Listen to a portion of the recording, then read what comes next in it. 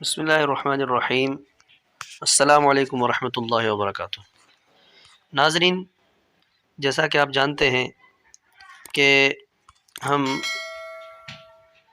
امیر المؤمنین خلیفۃ المسلمین سیدنا صدیق اکبر رضی اللہ تعالیٰ عنہ کی سیرت کے بارے میں کچھ معلومات آپ سے شیئر کر رہے ہیں۔ ناظرین، پچھلی ویڈیوز میں آپ سیدنا صدیق اکبر رضی اللہ تعالیٰ عنہ کا تعارف اور ان کی قربانیوں کے چند واقعات سن چکے ہیں۔ آئیے آج ہم دیکھتے ہیں کہ سیدنا صدیق اکبر رضی اللہ تعالیٰ عنہ نے اسلام کے لیے کیا کیا خدمات کی ہیں۔ ناظرین، سیدنا صدیق اکبر رضی اللہ عنہ کے قبول اسلام کے بعد کے حالات کا اگر جائزہ لیا جائے تو غیرت و حمیت اور شجاعت جیسی اعلی صفات سے آپ کا دامن بھرا ہوا نظر آتا ہے۔ آپ نے مردوں میں سب سے پہلے اسلام قبول کیا۔ آپ کی دعوت پر حضرت عثمان، حضرت ابو عبیدہ، حضرت عبد الرحمن بن عوف جیسے جلیل القدر صحابہ حلقہ بگوش اسلام ہوئے۔ آپ نے قبول اسلام کے بعد جان و مال سب کچھ اسلام پر قربان کر دیا۔ دشمنان اسلام کے چنگل میں پھنسے مظلوم مسلمان مؤذن رسول بلال بن ابی رباح رضی اللہ عنہ، زنیرہ رضی اللہ عنہ، عامر بن فہیرہ اور ام عبیس رضی اللہ عنہ وغیرہ مسلم غلاموں کو مشرکین کی قید سے نجات دلانے کے لیے فدیہ ادا کیا۔ آپ نے اپنے سارے گھرانے کو خدمت اسلام اور پیغمبر اسلام کے لیے وقف کر دیا۔ رسول اللہ صلی اللہ علیہ وسلم کے عقد میں اپنی لخت جگر ام المؤمنین حضرت عائشہ صدیقہ رضی اللہ عنہ دی۔ اللہ تعالیٰ نے قرآن کریم کی سورہ نور کی 18 آیات میں سیدنا ابو بکر صدیق رضی اللہ عنہ کی لخت جگر کی فضیلت کو بیان کیا۔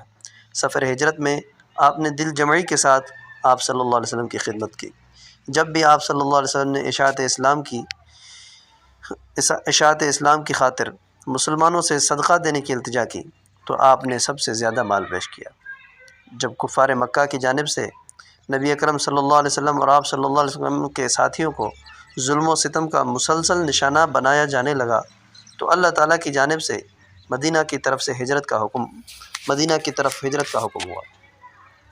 اس عالم میں بہت سے صحابہ اکرام رضی اللہ عنہم مدینہ کو ہجرت کر چکے تو سیدنا صدیق اکبر رضی اللہ عنہ نے آپ صلی اللہ علیہ وسلم سے استفسار کیا کہ میں بھی مدینہ روانہ ہو جاؤں، تو آپ صلی اللہ علیہ وسلم نے منع کر دیا۔ تو آپ نے جاننے کی کوشش کی کہ کیا مجھے آپ کی ساتھ جانے کا شرف حاصل ہوگا، تو آپ صلی اللہ علیہ وسلم نے اس بات میں جواب دیا، یعنی آپ صلی اللہ علیہ وسلم نے ہاں میں جواب دیا۔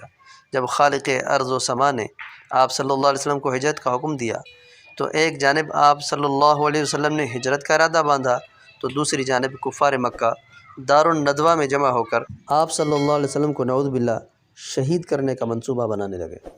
اسی بنا پر مشرکین نے نبی اکرم صلی اللہ علیہ وسلم کے گھر کا محاصرہ کر لیا۔ اس موقع پر آپ صلی اللہ علیہ وسلم نے مکے کے لوگوں کی سب امانتیں سیدنا علی المرتضیٰ رضی اللہ عنہ کے حوالے کی اور کفار کا محاصرہ توڑ کر صدیق اکبر رضی اللہ عنہ کے گھر پہنچے اور اپنا ہمراہ سفر ہجرت پر چلنے کو کہا۔ باوجود تمام حالات کا علم ہونے کے آپ تو پہلے سے نبی کریم صلی اللہ علیہ وسلم کے ساتھ چلنے کے لیے بےتاب تھے۔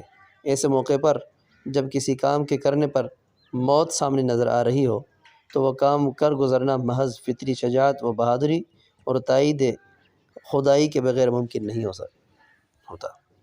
اس پر خطر موقع پر آپ نے نہ صرف اپنی جان جوکھوں میں ڈال کر نبی اکرم صلی اللہ علیہ وسلم کے ساتھ سفر ہجرت کیا بلکہ اپنے پورے خاندان کو بھی آپ صلی اللہ علیہ وسلم کی خدمت پر مامور کر کے آپ نے بھی بھرپور جرأت کا مظاہرہ کیا۔ ایسا بھی نہیں کہ یہ سفر پرامن گزر گیا ہو بلکہ کفار مکہ نے برابر آپ صلی اللہ علیہ وسلم کا تعاقب جاری رکھا۔ سفر کے دوران نبی اکرم صلی اللہ علیہ وسلم نے جب غار ثور میں قیام فرمایا تو دشمن تعاقب کرتے ہوئے غار کے دہانے تک پہنچ گیا۔ اس وقت سیدنا صدیق اکبر رضی اللہ عنہ نے اپنی جان کی پرواہ نہیں کی بلکہ نبی اکرم صلی اللہ علیہ وسلم کو نقصان پہنچنے کے ڈر سے اپنی پریشانی کا اظہار کیا، جس پر بذریعہ وحی آپ رضی اللہ عنہ کو نبی اکرم صلی اللہ علیہ وسلم نے تسلی دی اور فرمایا لا تحزن ان اللہ معنا، یعنی تو میرے بارے میں غم نہ کر، بے شک اللہ ہمارے ساتھ ہے۔ ہجرت کے اس پرخطر سفر میں بے باکی کے ساتھ نبی مکرم صلی اللہ علیہ وسلم کے ساتھ سفر کرنا اس بے مثال فطری شجاعت کا عملی مظاہرہ ہے جو سیدنا صدیق اکبر رضی اللہ عنہ کی ذات میں اللہ پاک نے ودیعت کر رکھی تھی۔ غار ثور کی چڑھائی چڑھتے وقت آپ نے حضور صلی اللہ علیہ وسلم کو اپنے کندھوں پر اٹھایا۔ غار کی صفائی کے دوران خطرناک سانپ نے آپ کی ایڑی پر ڈسا تو آپ رضی اللہ عنہ کو یہ بھی شرف ملا کہ آپ صلی اللہ علیہ وسلم نے اپنا لعاب مبارک ان کی ایڑی پر لگایا۔ سفر ہجرت میں دشمن کے حملے کے خوف سے دوران سفر آپ صلی اللہ علیہ وسلم کے چہار جانب سے حفاظت کا فریضہ انجام دیتے رہے۔ مزید ایسے ویڈیوز دیکھنے کے لیے اور اسلامی معلومات حاصل کرنے کے لیے ہمارا channel Mudassir T V 1 subscribe کریں اور بیل آئیکن کو دبا دیں تاکہ نئی آنے والی ویڈیو کی نوٹیفیکیشن آپ کو جلد سے جلد ملتی رہے۔ ملتے ہیں اگلی ویڈیو میں۔ خدا حافظ۔